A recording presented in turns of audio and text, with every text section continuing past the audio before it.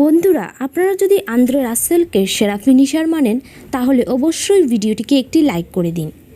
IPL 2024-এ দুর্দান্ত জয় দিয়ে শুরু করেছে কলকাতা নাইট রাইডার্স। কেকেআরের ফ্যানেদের জন্য একটি দারুণ সুখবর বেরিয়ে আসছে।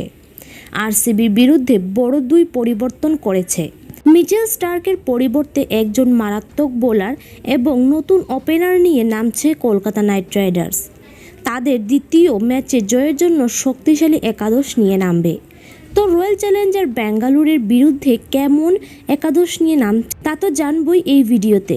ভিডিওটি শেষ পর্যন্ত দেখুন।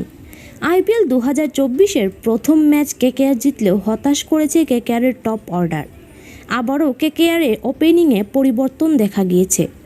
সবচেয়ে বেশি হতাশায় শ্রেয়াস আইয়ারের পারফরম্যান্স।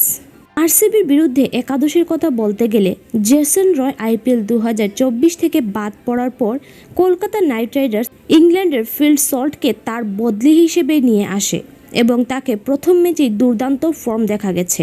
ফিল সল্টের সাথে ওপেনিং জুটি হিসেবে দেখা যাবে রহমানুল্লাহ গুরবাজকে। রহমানুল্লাহ গুরবাজ একজন আক্রমণাত্মক স্ট্রাইকার। পাওয়ার প্লেতে কেকেআরকে ভালো সূচনা দিতে চান তিনি। মিডল অর্ডারের কথা বলতে গেলে অধিনায়ক শ্রেয়াস আইয়ার 3 নম্বরে আসবেন। নীতিশ রানা 4 নম্বরে ব্যাট করতে দেখা যাবে। এরপর 5 নম্বরে ব্যাট করবেন আন্দ্রে রাসেল।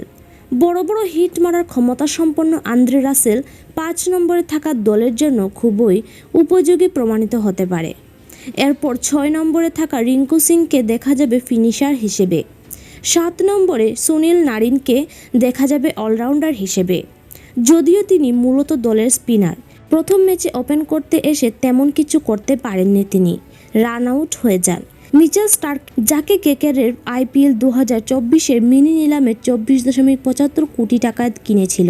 আইপিএল ইতিহাসের সবচেয়ে দামি খেলোয়াড় হয়ে গেলেন স্টার্ক, কিন্তু প্রথম ম্যাচে ফ্লপ প্রমাণিত হয়েছেন।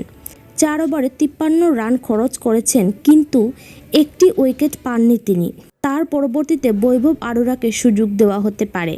9 নম্বরে হর্ষিত রানাকে দেখা যাবে। তিনি দুর্দান্ত বোলিং করে কেকেআরকে জিতিয়ে দিয়েছেন। স্পিনার বরুণ চক্রবর্তীকে 10 নম্বরে এবং সুয়েশ শর্মাকে 11 নম্বরে দেখা যাবে। আপনাদের কি মনে হয়, এই একাদশ নিয়ে কি কেকেআর দ্বিতীয় ম্যাচেও জিততে পারবে? আপনাদের মতামত নিজের কমেন্টে জানিয়ে দিন।